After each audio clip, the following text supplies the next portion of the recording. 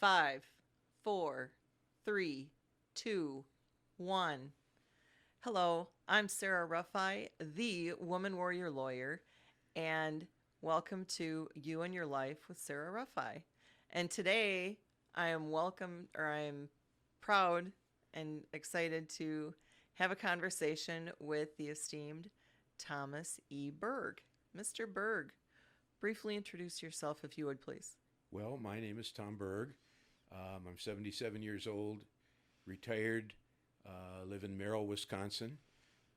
Have had one primary career and a couple of other careers in retirement as well.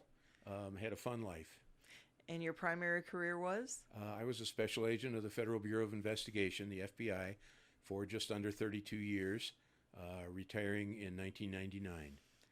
And as a child, was that always your dream to become an FBI agent? Actually, not. I grew up in a small working class town in Ohio near Cincinnati. First member of my family to go to college. I did in college what I did well, math and chemistry. Then one day I saw a brochure on the FBI, an FBI special agent position. And I thought, that's really interesting. I seemed to qualify in every respect except that I was too young. And as luck had it, I was offered a graduate fellowship in chemistry by the University of Idaho and had to find out if that was right for me. Went to graduate school at the University of Idaho.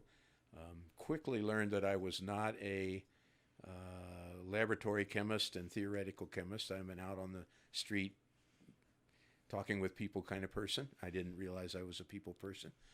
And so I went back in and interviewed with the Bureau. The Bureau hired me to ultimately end up in the crime lab in Washington, D.C.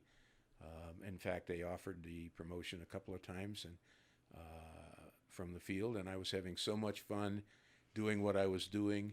I turned it down both times, and then they let me alone, and I had an entire career in the field. So, how old were you when you saw this brochure? Because you said you were too young to join the Bureau. Well, the minimum age to start for an agent is 23. I was a senior in college, so not quite 22 maybe, had another year or so to go. And in fact, I came into the Bureau just 3 months after my 23rd birthday. Actually had my appointment letter before I was 23. What was the process to get into the Bureau? Well, I went into the Cincinnati office and applied, was interviewed, testing. Then they do a background investigation. And you passed. I did, and I was pretty straight-laced. Anyway, then the process went fairly quickly because at the time the Bureau was hiring. The Bureau has these ups and downs with money from Congress or freezes, and it was a time when the Bureau was looking for more agents for a variety of reasons. And I was hired then in the spring of 1967, entered in the fall in September. And my offices in the Bureau out of training were Jackson, Mississippi, Chicago, and then Waukegan, Illinois. And then for the last 22 years of my 32, I was senior resident agent at Wausau, Wisconsin in the Milwaukee division. And that pretty much covered all of northern Wisconsin and the UP, right? Well, the Wausau office, there were two of us, covered a 9-county area of northern Wisconsin, about the size of the state of Vermont.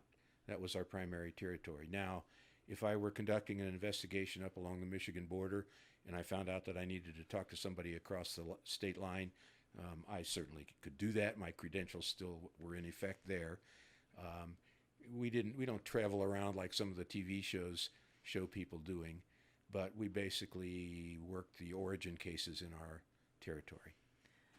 So, you went to school, you went to college, and you were focused on chemistry and math. Correct. And is that what you got your degree in? Yes. What enticed you about the FBI? I can't really put my finger on everything. It was just an interesting idea. There was no law enforcement in my family background, but I liked the idea. Thought it would be an interesting career. I seem to have all the right qualifications except for the age, which you'll get if you stay around long enough. And you're lucky enough, right? Yes. So you started as a field agent. What types of, in the Jackson, Mississippi office? Mm-hmm. What, well, how did you end up going from Jackson, Mississippi to Chicago and Waukegan and ultimately beautiful central Wisconsin? Well, it's really a process.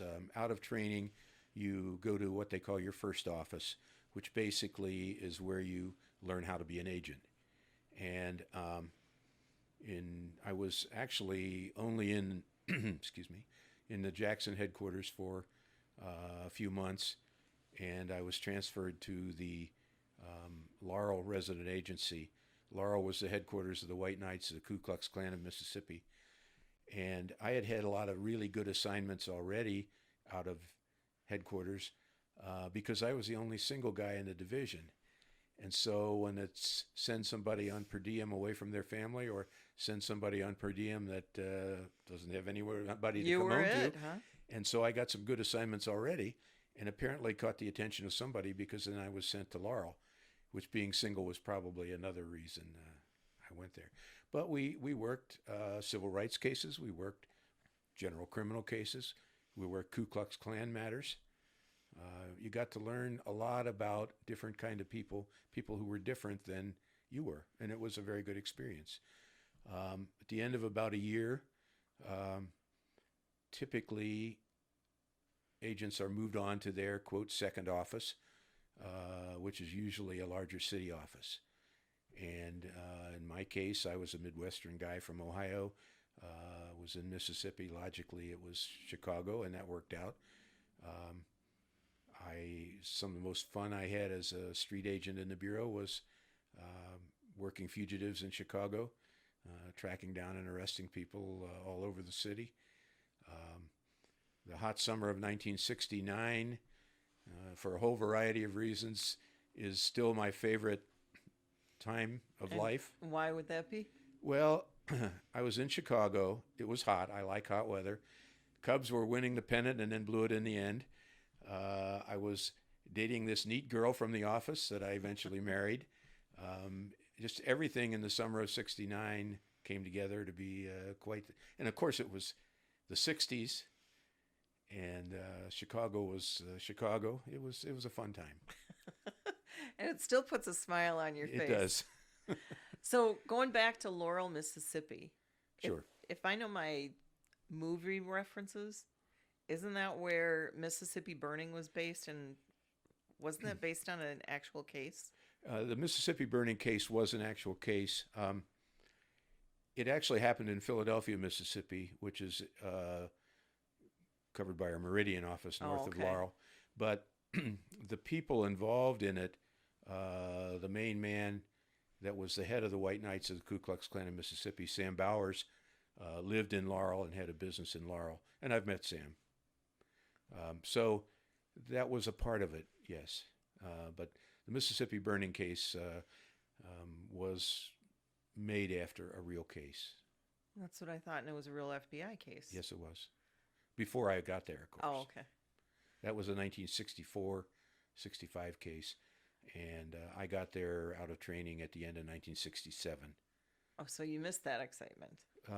That excitement, yes. Had enough of your own, I'm sure. It wasn't like TV. Nothing ever is. No, it isn't. So now let's skip to Chicago and this girl you met at the office and started dating and ultimately married. Mm-hmm.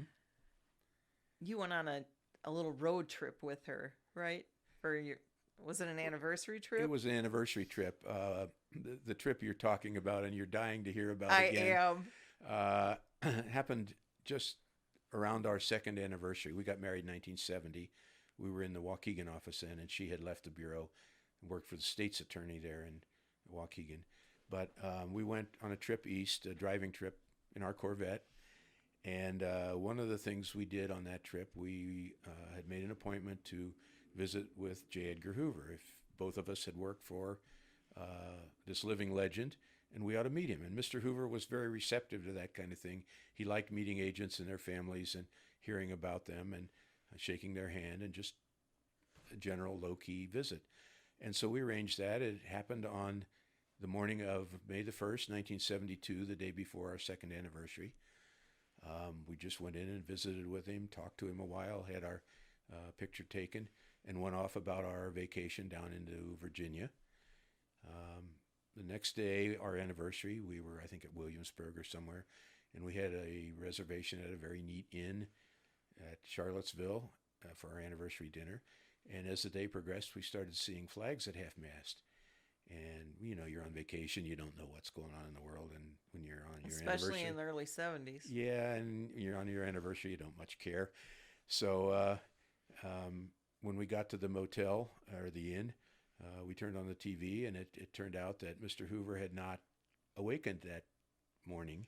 We had been with him in the last day of his life. So we came back to Waukegan. A week or two later, the photograph taken with him showed up in the Bureau Mail. And of course, it hadn't been out of the camera, developed, printed, and ready to go so he could autograph it because he was already dead.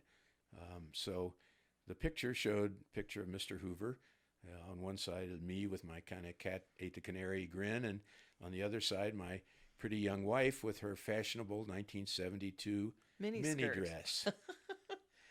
And so I have always said that, and Pat's legs were her one of her strong points, and I have always said that Pat's killer legs did in the old man.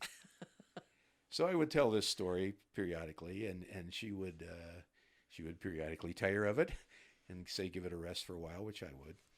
And then, not maybe a decade ago or a little more, we travel by train. It's no secret that I love trains. And we were coming back from visiting our daughter in the Washington, D.C. area on the Capital Limited, and having breakfast in the diner with another couple. You get paired up that way in dining cars. He had retired from the correctional system in the state of Virginia, and so we had some common ground, and we got to talking with him, and he was interested. His wife said, "Oh, I bet you have some interesting stories." And so I told the story of the last visiting with Mr. Hoover, the last day of his life, and just ended it there. And my wife, Pat, said, "What? You're not going to tell the rest of the story about her killer legs?" Mr. Harvey? So I said, okay, and I told the rest of the story, but I said, that's it. From now on, I'm telling the whole story. The whole truth and nothing but the truth, huh? And since then, I've always told the killer leg story, yes. So if I get a chance to register us if we come into an event and you have a little tag, you have to put your name on it. You know, I don't put Tom, I put Hoover. And then on hers, I put killer legs. That's awesome. It's a fun remembrance, yes. We have the famous picture. She thinks she hides it, but every now and then I find it. Well, and it seems to me you also have the sign-in sheet from Mr. Hoover's office showing when you guys were there. We do. We have his office itinerary on that day showing us there. Who was before us, a famous bureau character named George Zeiss was in for his 30th anniversary. I remember talking to George beforehand, and who was there after us. There were a couple other people there that morning after us.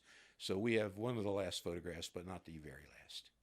Oh, well, you know, you can't have everything. Well, it doesn't matter. It's just a family memento. And a story. And a story. And I like the lead-in. We'll get back to some of your bureau things, but I like the lead-in about the trains. And I know you do like trains. You like them enough that led to one of your other post-retirement careers. It did. All along the way, I have been a train buff, railroad history, model railroader, anything to do with flanged wheels on rails. And when I go back to my graduate school days in Idaho, I discovered a little railroad out in Potlatch, Idaho. People might recognize the name Potlatch being a large lumber company. This was at the original site of the Potlatch Lumber Company and their original company railroad, the Washington, Idaho, and Montana Railway.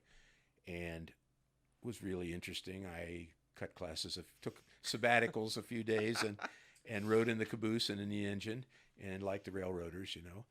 And so anyway, I went away to life in the Bureau and all that. And at some point I decided it might be time. I have a wife and a daughter. I'd like to make a model railroad. I'll go to the library and get the book on Washington, Idaho, and Montana and build a model of it.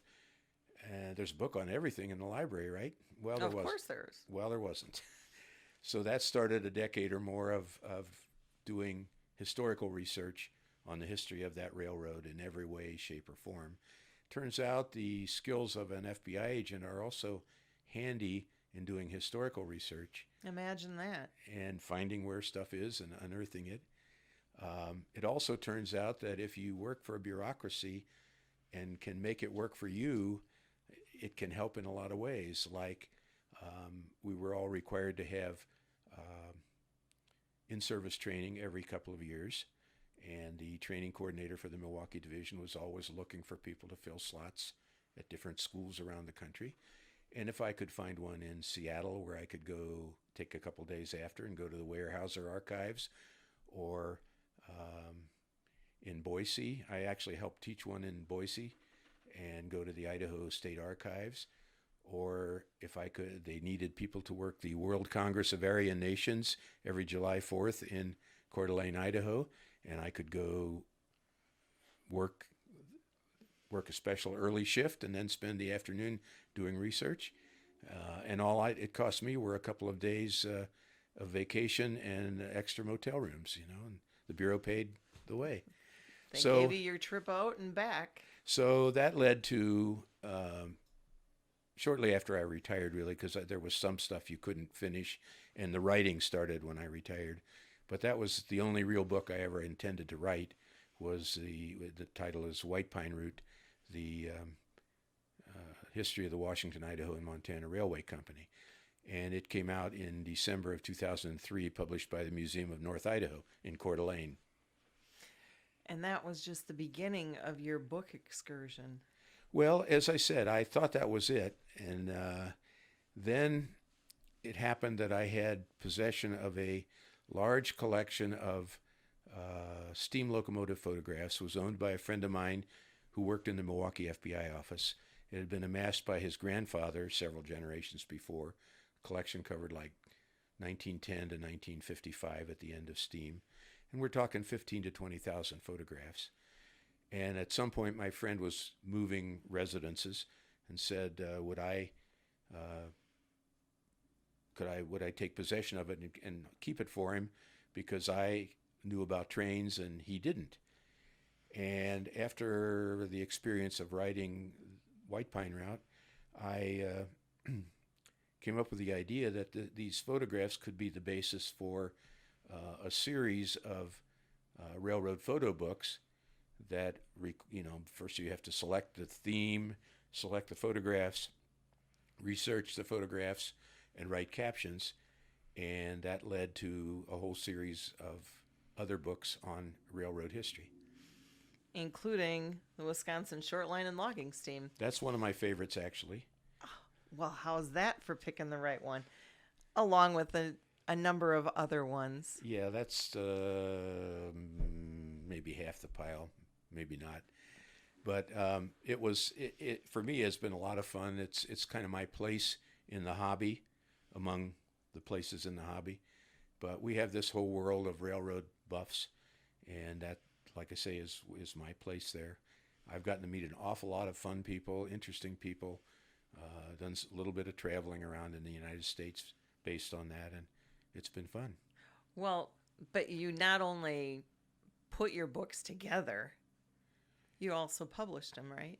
Yes. They started out, actually, and that was about the sixth one we did on CD. Started out, the first one, we really didn't know what to do with. I created the book, and then the lady who became my business partner, Sharon Thatcher, who was also an author, did book layout. and we put it all together. But this goes back to a time when publishing a book was quite expensive, and finding a publisher had always had that conundrum. You can't get published unless you have an agent, and you can't get an agent unless you've been published. So anyway, we just decided to try it on our own, and we couldn't afford to publish a book, so we created a photo CD. This would be about 2004, 5, 6, somewhere. And I took the CD to a railroad history meet. I took 50 of them and sold 44, and we realized we were onto something. The stack of books you just showed I think are all the books that are duplicated on CD. Well, of course, CDs, nobody can even put those in their computer anymore. That's so true. At some point, the sales of one CD led to the production of the next one. And at some point, we decided we would convert all those to books. And we had other titles that were better suited for books, just basically to reach a different audience. So we became Merrill Publishing Associates, Sharon Thatcher and I. We also published a book written by Sharon on the Laser's Edge, which was about an FBI case that I was involved in. So let's talk about that. Okay. And I know that that was one of your cases. It was. And when she wrote the book, all of the information in that book had to be available in the public domain somewhere. It couldn't just be in Tom Burg's head. Well, yeah, it could have been in my head, but it all had to be cleared by the pre-publication review office at FBI headquarters. When I signed my last way out of the FBI office, we all have to sign that anything we write or publish has to be reviewed there first. So yes, we submitted the manuscript there. They came back with a couple of actually very good changes. They were right. But anyway, that goes into it. So give us the synopsis of the laser story, knowing that it actually was set. The majority of the events occurred in and around Wausau. Yes. Wausau had one of the pioneering laser research scientists in the world. His name was Myron Muckerheide, also known as Mike Muckerheide. He was responsible for the laser science program at North Central Technical College. He did medical laser research. And at some point, Mike was approached by some local characters who realized that his lasers could be used for other than medical purposes, in particular for weaponry purposes. And they wanted Mike to build them a laser weapon.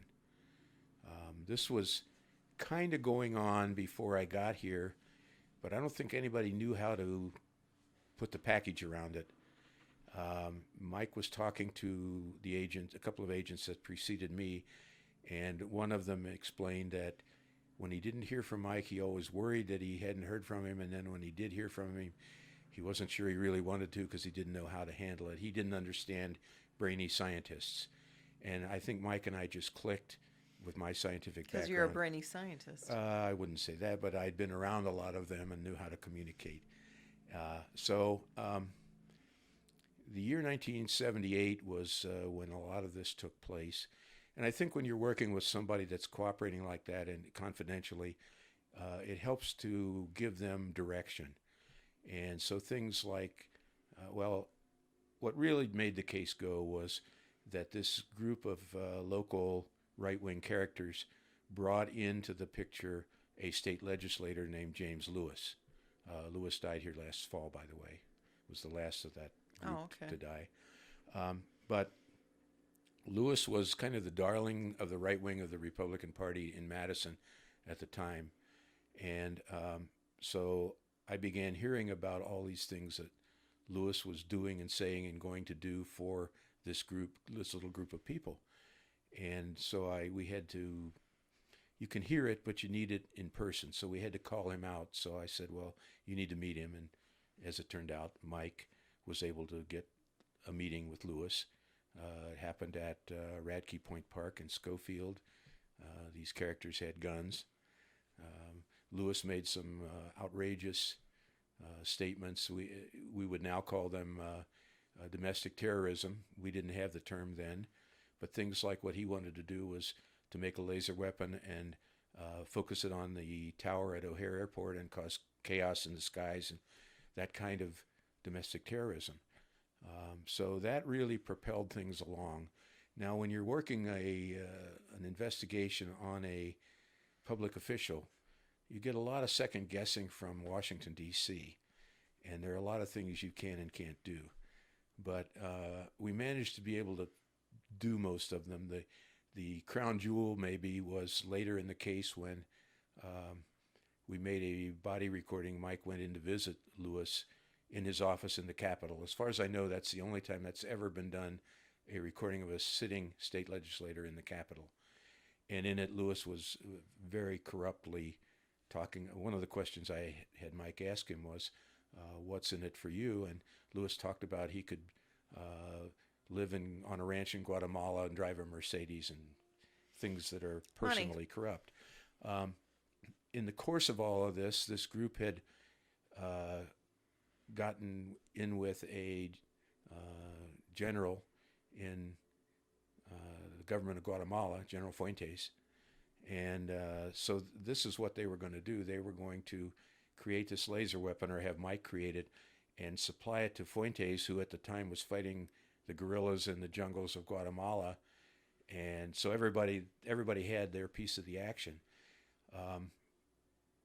Frank Turkheimer was the U.S. attorney then, and he conducted a grand jury investigation. We had to bring the case down. Lewis was going to a reception in the Taiwanese embassy in Chicago, and reportedly was going to pass a list of CIA agents to the Taiwanese, and you can't allow that kind of stuff to happen. Nope. TV would have them do it, and then then there'd be a big chase, and it would get away, and things would go south. But you can't allow that to happen. So we intercepted Lewis and brought him into the Chicago office, and got the list from him, and served him with a grand jury subpoena. He went before the federal grand jury in Madison, lied to the grand jury. What a surprise! Shocker. And we continued to round out the investigation then. He knew that we were on to him then. And his lawyer made a plea agreement with the United States attorney that Lewis would plead guilty to lying to the grand jury. And I think the reason was so that none of the true corrupt nature of what he'd been doing would come out. And so he pled guilty. He just walked in one day with his lawyer, pled guilty to an information charging him with lying to the grand jury. And the public was all dumbfounded because they had no prior knowledge of anything going on like that. And then he was sentenced slightly later, went to the federal prison at Leavenworth. And he was actually charged while he was sitting on the bench? Yep. Or while he was a sitting in the legislature? Yes. In fact, you don't see that happen anymore. I believe he was reelected while he was awaiting sentencing. Ignorance is bliss, isn't it? So that was my first real experience with public corruption cases. And at the time, Wisconsin always said we had no public corruption. All of our public officials were honest. And I kind of blundered into one, a new guy on the block didn't know any better and found some. Stumbled into what didn't exist, right? Right. But what you stumbled on had far-reaching ramifications. Way more than anybody realized, and probably than they still realize. Now, periodically, we see, for instance, people shining lasers on into the eyes of pilots, which can blind them. We all knew that back then. We see the military now with laser weaponry that you can actually shoot a missile out of the sky with a laser. things that Mike told us were the case, but Or possible. yeah, but the general public saw it as Buck Rogers or Flash Gordon or something. And fortunately, I had one or two people at FBI headquarters in the laboratory or had scientific backgrounds that understood this and were able to keep the bureaucrats away. So when you were working with Mr. Mucker-Heide, you said part of it was guiding him through the process. Mm-hmm. Did he also explain to you the workings of lasers? And did you use your chemistry background? Did that help you actually understand the ramifications of what you were working with? Well, yeah, actually the physics part of it, understand what a laser is, focused beam of light waves. And yeah, and that helped a lot to be able to understand some of that and to be able to talk with Mike, not on his level, but at least on some scientific level. And how did you manage to sell that to the lab in DC to get more support? Well, one of the people that was most instrumental was a man named Jim Greenleaf, who went up the bureau to a very high level. He's still kind of a friend at a distance, but he was the guy. Actually, he was assistant special agent in charge in Chicago at the time that we took Lewis down in Chicago. And we talked, and he was the one that said, "You're on the right track, stay on it, I'll talk to some people." And I was assistant director of the laboratory division at one point, but he even went higher than that in the bureau. Well, and Mr. Lewis wasn't the only corrupt public official that you found over the years, was he? Well, no, that period of time in the late 80s, or late 70s, early 80s, actually the Lewis case was just wrapping up when we got a complaint on the sitting judge in Hurley, Wisconsin, a small town at the north end of my territory, that was helping his mistress manage her house of prostitution. And that case took about another year to put together, but the judge went to trial, a 4-week trial in December of 1980, was convicted and lost his seat on the bench and went to federal prison as well. So those two cases back to back were hard to duplicate the rest of my 22 years here. They kind of were the shining star, the highlight, I suppose. I guess I made my bones and people left me alone then and said, okay, he can do his job. So earlier you had said that twice you passed up promotion opportunities to get into the lab out in DC. Mm-hmm. What would that look like had you taken the job? And what was the draw to stay? Well, the Bureau sends all agents, the lab analysts are all FBI special agents, and the Bureau sends all of its special agents to the same training, at least it did then, and then sends us to the field, like to Mississippi and Chicago, to understand the job and understand what the evidence is all about, and so that when there are submissions coming to the laboratory, we know how that happened out in the field. So if I had been there, I'd have made more money. I'd have been living in Washington, D.C. Which costs more money anyway. Yes. I was never that fond of Washington, D.C. till after I retired, to be honest with you. I would have been analyzing submissions of evidence. I don't know what section of the laboratory I would have been in, but probably something in the general chemistry area, analyzing them for results and reporting. And then if that was a key piece to a case anywhere in the Bureau, anywhere in the country, but whether it be federal or state law enforcement, because other agencies submit their evidence, you'd go out to then testify on the analysis of that evidence. I just, as I said before, found out I was a people person and was having so much fun doing what I was doing, and I think doing a fairly good job of it, that I really didn't want to go back there and be pigeonholed there and not do what I was doing. So the way I put it, I made the Bureau's product for 32 years. I didn't have some auxiliary purpose in the Bureau. Well, and that kind of leads to my impression prior to meeting you, and I know some other agents, but growing up, the impression was always that, you got the FBI agents and their suits, and they're all so serious and intimidating. And intimidating wouldn't necessarily be a word that I would use to describe you up until it comes to battling wits. Thank you. You're welcome. Well, you know the old saying, you get more flies with honey than you get with vinegar.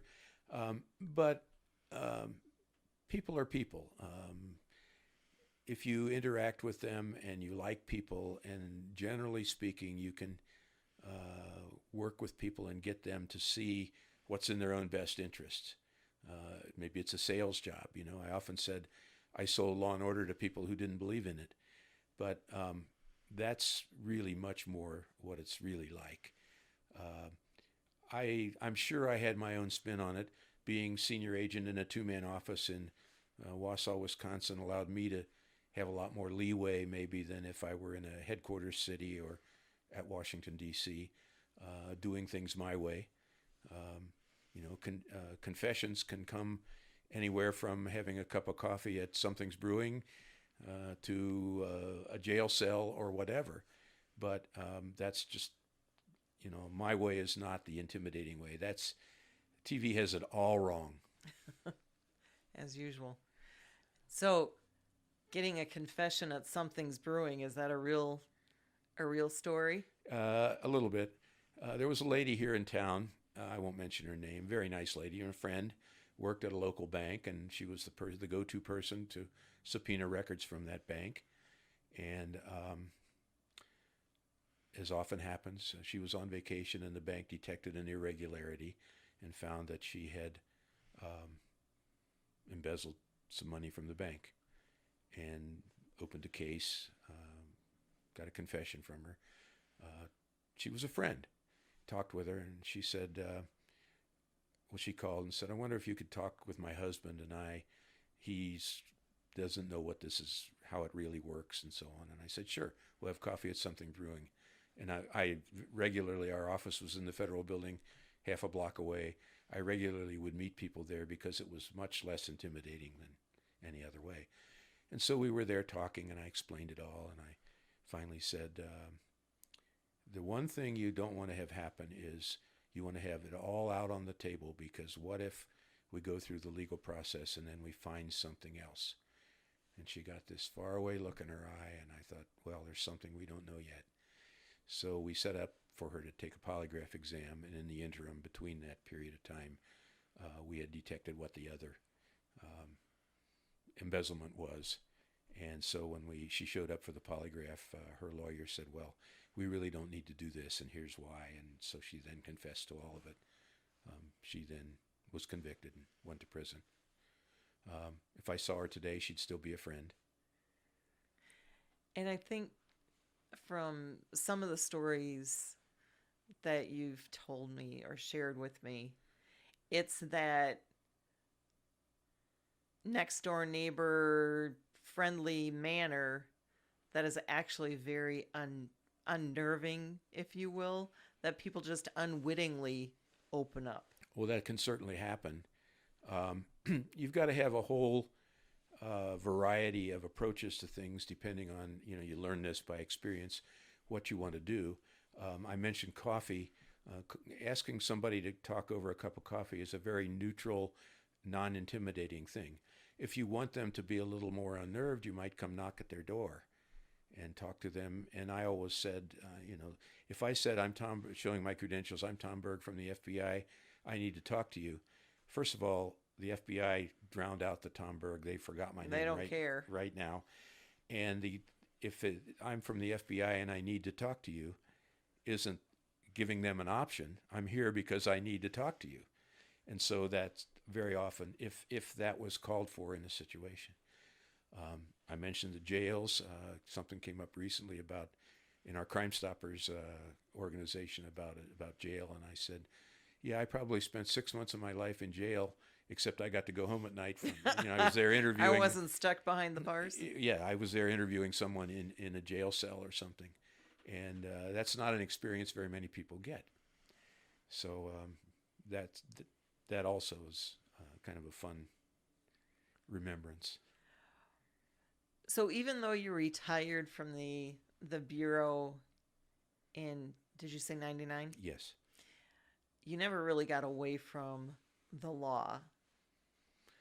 I have. Would that be fair? That would be fair to say.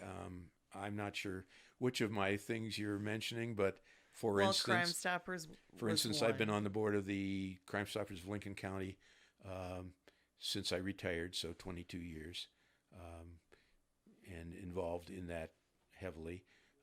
As you know, I was asked to and served 9 years on the Office of Lawyer Regulation District Investigative Committee here in Wausau. 2000 to 2009, I think, were the years. The other way that just happened was that growing up, we have one daughter, and growing up, she had been a figure skater. Being good parents, we were involved in the skating club. They needed somebody to be on the skating board. Well, I can do that. Well, a couple of years later, they needed a skating club president. Yeah, I can do that. She when she left, she graduated from high school about the time that I was retiring, because those things went together very nicely. She really ended her skating career at about the intermediate level. She has my genes in her. She was not Michelle Kwan. But we had during my presidency of the skating club some very interesting happenings. In fact, probably all the things we could have. But one of them was involved a situation involving a professional skating coach, male, and an underage skater, female. And when I called U.S. Figure Skating headquarters and talked to them about it and asked for what are their policies and how do they handle these things, and they had really no clue. So I did what any law enforcement officer would do. You handle it by the rules, and he was arrested by the sheriff's department and went to prison. And so fast forward a little bit, they got to know me at U.S. Figure Skating headquarters, and when 9/11 occurred, they realized that they didn't have a clue about security, and they maybe needed someone to help them out in security. So they asked me to come out to Colorado Springs. We wrote the security guidelines for U.S. Figure Skating. As far as I know, they're still in effect. I didn't have any real purpose in retirement. I tried being a consultant, and that was lousy. Well, you don't get to orchestrate everything when you're a consultant. You're right. So they said, would I be their security advisor? And I said, yeah, I'll do that. I don't need to get paid for this, as long as they covered all my expenses.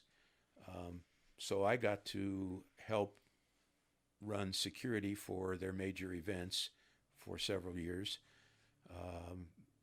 and got to hang out with all those beautiful people and get to know many of the skaters of that era, coaches, etc.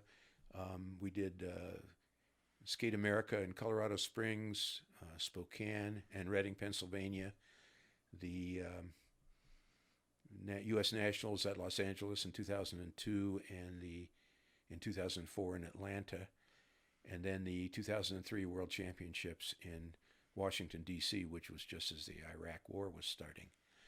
And all of those were immensely fun things to do. And so I look at the list of all of the past Olympic champions that I've gotten to meet or know, and there are quite a few of them. I have a few favorites. Michelle Kwan is everything she's billed to be. A very nice person, very bright. In my opinion, the best figure skater of her entire era. Michelle's agent Shep Goldberg was one of the few people that really understood security and how it affected his meal ticket, Michelle. And so we would do things, use the example of the Atlanta Nationals. Late at night, we're in his Cadillac riding around under the freeways of Atlanta, finding an escape route from the arena so that if there were any problems, he could get her out of there without, having to go through the crowds and so on. Is he the only one that in that world that ever thought that far ahead? Yeah, he really, we hit it off from the beginning. We met out in Spokane at Skate America, which was my favorite of the events, kind of a small, neat event that you get to meet the skaters. You might go into breakfast and the guy that sits down to you, next to you at the table, is the Russian world champion or something. And but we met there and immediately hit it off, and both could see how we fit together. Most of the rest didn't, for one reason or another. Everything from the skating moms who had to control everything no matter what they knew. Or didn't know. Yeah. But so early 2004, we had done the Nationals in Atlanta. It was really time, I thought. I was getting stale with it. And they brought up the idea that they thought it should be run from their headquarters. And I said, I totally agree. And so we parted our ways, friends. And that was the last I have done of any figure skating security. Did you have to put on skates as a security guy? My daughter would be laughing right now. When she was young, and I would put on my skates just to go out there with her. If I stood up and went around very slowly, went around the arena, that was all I could do. That's kind of what I figured. Her mom skated as a girl, but our daughter was the skater of the family. Another thing that you had mentioned was the Office of Lawyer Regulations. Mm-hmm.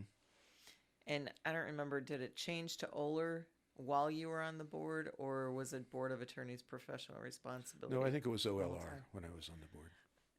So that's through the state bar, and it basically investigates complaints filed against lawyers. Correct.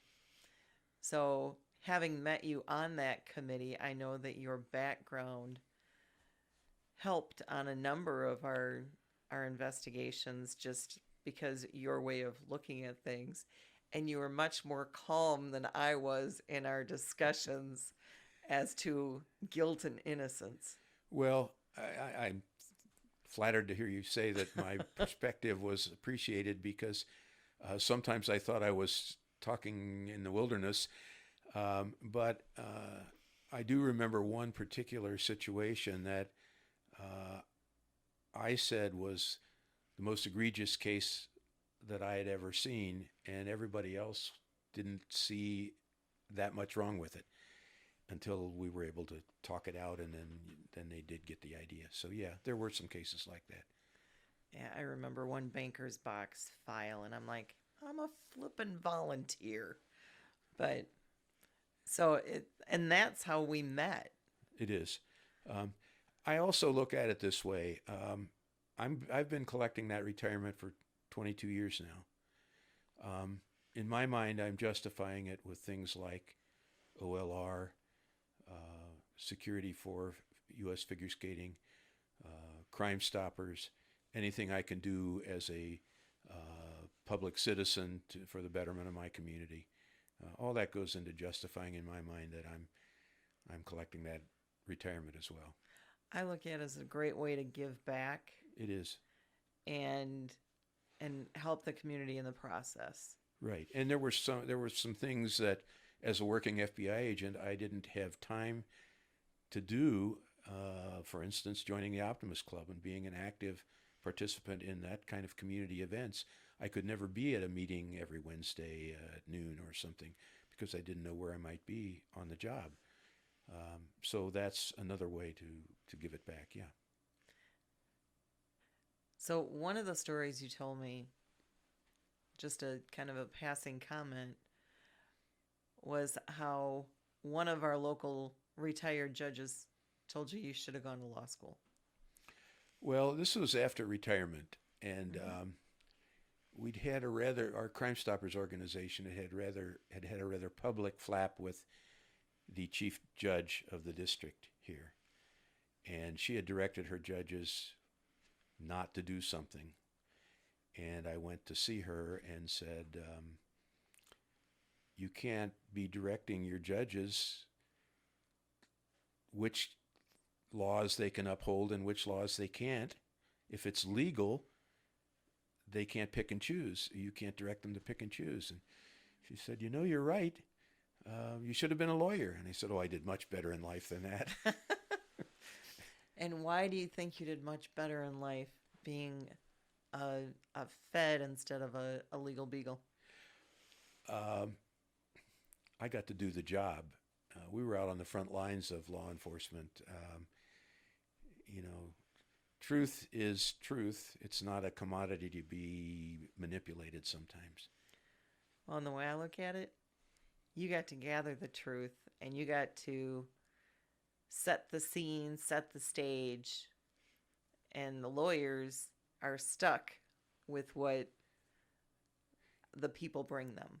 If I did a good job, then it has only one way of unraveling usually. Well, and it should make the prosecutor's case a whole lot easier, Well, hopefully.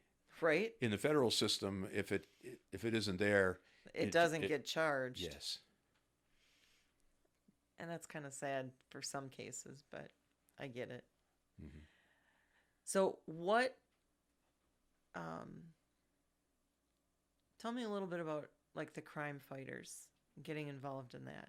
How Uh, did that? Crime Stoppers Or organization. yeah, did you start that? When no, Neil Strobel was the police chief in Merrill. He had been on the state Crime Stoppers board in his previous location in Waukesha, and he brought the idea of Crime Stoppers to Merrill. I was still working then, and worked with Neil, who was the chief of one of the departments I worked with, and they founded Crime Stoppers of Lincoln County. Basically, the idea is that Crime Stoppers provides a tip line. Uh, Fast forward to now, to the computer age, electronic methods of submitting tips to help identify or solve crime. Um, and for people who don't want to be involved but want to see justice done. And that can be anything from legitimately a citizen who feels like they can't have their name involved with it, to a drug dealer who wants to eliminate the competition. But if they contact the anonymous Crime Stopper tip line and give a tip, it's passed on to law enforcement. Law enforcement sorts it out, acts on it, determines the validity of it or not. If it results in an arrest, Crime Stoppers authorizes a reward. We have a confidential method that a tipster can pick up a reward without ever being identified. And many tipsters either say in the beginning, "I don't want the reward. I don't want a reward. I just want to see justice done," or never show up to pick anything up, and it gets back into the treasury. Where do you guys get your money for the treasury? Well, we just had. We went from a relatively small organization in that Lincoln County really only has three law enforcement agencies: the two municipal police departments and the sheriff's department. The tip line calls went into the sheriff's department. They would answer. So it was all very compact and simple. Our only real expenses were paying for tips or advertising our services. Um, we've grown and we've kept up with the times that now we have a thing called P3 tips, which is an online method of submitting tips through some anonymizing software. It goes through a company down in Texas, I believe. And the tipster then gives them the tip. It comes back to the law enforcement coordinator, and the tipster can agree to be recontacted, again, through the anonymizing system with codes. Most don't, but it can be that way. And now it's kind of bringing it into the computer age as opposed to what we once had that was very simple. Getting back to your question, where do we get the money? Um, Donations have always been the support of Crime Stoppers. The flap we had with the judge was when the judge in our county, the district attorney, was asking for a surcharge on all convicted felons for to be donated to Crime Stoppers. At that time, that was legal in the state. It's been changed. Um, but more recently, we've really gotten to be a very dynamic board, I will say. And the retired police chief, Ken Neff, in Merrill, is now the president. I'm the vice president, and we work well together. Just last weekend, we had what we call a shred day, where we get a sponsor, in this case 2 banks, sponsored a truck from a confidential shredding company. They're certified to handle confidential material and shred it. And we provide the truck where people then we advertise, and people can come and bring their shreddings, their old checks, their credit card receipts, anything confidential that they want. And it goes into dumpster-like things. They go into the truck, and the people can actually stand there and watch on a screen as it's shredded in front of them. So just a couple of weeks ago, we had one of those. We had a little sideshow there. One of the founding members of Crime Stoppers is a real neat fellow from Merrill. He just turned 98 years old, World War II vet. His nickname is Heine. And Heine, which where I grew up, just meant a German, and maybe it's that way here too, I don't know. But Heinrich? But all the little old ladies in town love Heine. And so Heine made us a Crime Stoppers jail out of PVC pipe, and we take it to our public appearances, and it's kind of fun. And so we put Heine in the Crime Stoppers jail, and we had kind of a jail and bail. The slogan was Free Heine. So we had the Free Heine event as a sideshow to our shred day last weekend. And everybody got a big kick out of it. And the little old ladies all come out and put money in the jar for Heine's bail. For Heine. We got him a jailbird costume, a striped jail costume. Oh, nice. Oh, he's hamming it up for all it's worth, too. So we all have fun with what we're doing. And I think maybe goes back to what you said about being the stuffy FBI agent. Well, I've never been known to be stuffy. You've probably never been known to be a typical FBI suit either. Thank you. Yeah, well, I've never been known to be a typical lawyer either. Right. Right? I get that. So earlier you had talked about history and your love of history. Mm-hmm. And you and your wife are both involved in the Merrill Historical Society. Correct. And that's part of giving back. But that also led to your newest career in media. Would that be fair? Yeah, I have a great face for radio, as you can all see. Well, yeah, the backstory, she's on the board of the Merrill Historical Society. She's the office manager, the day-to-day person there. I'm involved in a whole variety of ways, supporting her, getting assignments I hadn't expected by phone. Yes, dear, right? Yes. But then, well, it really started with Crime Stoppers. We would put promotions on the air. The departments would ask us to publicize a particular case they're investigating, and I would write it up and put it on the air, and we would get tips as a result. And then when the Historical Society wanted to do some things on our local radio station, I would do those. I write books, I can write their news releases. I wrote news releases in the Bureau, etc. And so I've just kind of gradually moved into some of these things. More recently, the Rhinelander TV station's been having historical, they have a news magazine at 4 o'clock, and they have history segments, and we've been working with them, and I've done a number of them, as has my wife Pat and others. We just did it. Last week was the Merrill Week on there again, and they went through our museum and did some segments. So yeah, I do a whole variety of appearances apparently, And I've jokingly said they're all getting me while I'm still here. So, out of all of the hats that you've worn over the years, which one's your favorite? Well, I'll always be an FBI agent. In my dreams, I'm investigating something. It might be some totally bizarre, goofy situation. Fortunately, I don't remember my dreams for more than a minute after I wake up. But when I wake up and think, what was that? I'm still the FBI agent in my dreams. So I'll always be an FBI agent. And that's nothing that you dreamt of when you were a little boy. Oh, not at all. What did you want to be when you grew up? I don't think I really knew. The joke is when my mother had a picture of me trick-or-treating wearing my grandfather was a musician and had a band uniform, so I was wearing his band uniform with a big star on it. And I was a policeman in one Halloween. But that's the only law enforcement that had any. I really didn't have great aspirations. I didn't know what I wanted to be.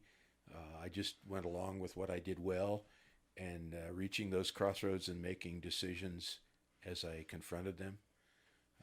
They seem to have served you well over the years. Well, if there's one thing you can do for your kid, it's have them make good decisions, and I'm happy with the decision-making process that I've had. Our daughter makes great decisions. I think we did well there too. So that. Awesome. All right. So I have one final question for you. Okay. If you could simply snap your fingers, no effort required, by simply snapping your fingers, you could change one thing about today's society, what would it be? Respect for law. The lack thereof. And what would that look like? Well, everything from the way some people treat police and law enforcement, the underlying elephant in the room that nobody wants to talk about these criminals who end up being shot in a shootout with police, is that when confronted, they chose to shoot at police. Their choices and their decision-making process exactly right. Isn't the best. And that goes back to things like the TV and movie industry that glamorizes these things, that plays these up, that creates these expectations that they watch on TV and then think, well, if I'm confronted by police, I should run or I should shoot. That's not the way it was meant to be. No, the wise choice would be you do what you're told Live to fight another day. Yep. And yes. It really is sad kind of where we're at. How do you think, because this is something that we've talked about at our house even, how do you bring that back around? I know we have politicians and groups talking about defunding the police, and when you came in, I'm sure you saw my back the blue sign in the yard. How do we as a society bring that back around and revive the respect that our police officers actually deserve? Because I wouldn't want to put on that uniform and put my life at risk every time I walked out the door to go to work and worry about my family even when I'm at work or when I'm not at work because of the bad people that I've had to deal with. Mm-hmm. And all of a sudden my family's at risk too. Yeah. I don't have an answer for you how we fix it. The tribalism has gotten to be just nonsense. People aren't looking for the truth anymore. They're just looking to argue, to fight.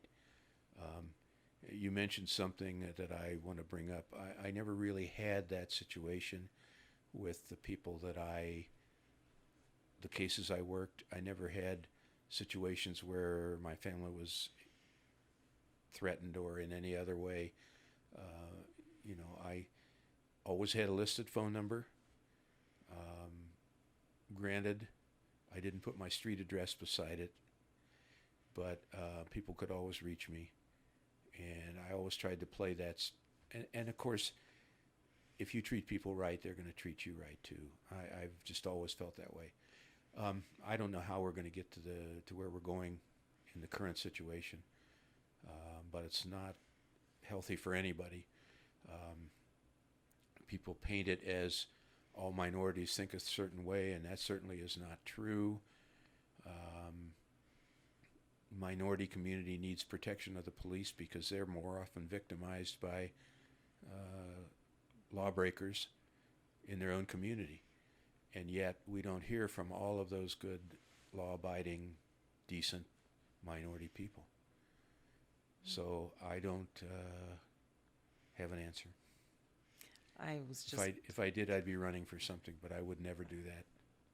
Nah, if you didn't, I can't see you running for public office, but you'd probably be quite good at it. I think I work better from not being in the office. I work better as a kind of a quiet lobbyist. That would be a good hat that you wear. Because I think you are a good lobbyist for all of the different organizations that you're in, mm-hmm. and the different hats that I've seen you wear. Mm-hmm. Thank you. You're welcome. So thank you so much for your time. And we may have to do this again at some point in the future. Well, a lady once said to me at a party, I bet you've got some good stories. And, I know you do. And I do, but I don't wake up in the morning thinking, today I'm going to tell all my stories. But there are a few more that we haven't talked about. So if that happens to come around another time, maybe. Maybe. Well, thank you very much, Tom. And if you enjoyed this interview and you would like to hear more, check out some of my other interviews, click the subscribe button, and live life on your terms. Have a great one.